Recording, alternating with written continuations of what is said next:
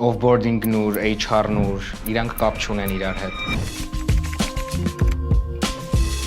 Offboarding-ը աշխատակցի հեռանալու գործընթացն է կազմակերպությունից, այն սկսվում է, երբ աշխատակիցը գրում է ազատման դիմում եւ ավարտվում է իր վերջին աշխատանքային օրը։ Կարող է հարց առաջանալ, թե որոնք են offboarding-ի նպատակները։ Հիմա թվարկեմ։ Բարելավել աշխատակիցների փորձառությունը,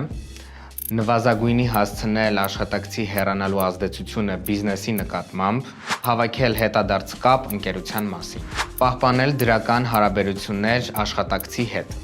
որովհետև նախկին աշխատակիցները կազմակերպության դեսպաններն են, կարող են դառնալ ապագա աշխատակիցներ, նաև հանդիսանում են ընկերության հաճախորդները։ Եվ շատ կարևոր է հիշել, որ ընկերությանը վերաբերող ոչ մի փակ ինֆորմացիա չպետք է դուրս գա ընկերությունից։ HR-ներ ջան, չմոռանաք թողնել comment section-ում ձեր թիփերը։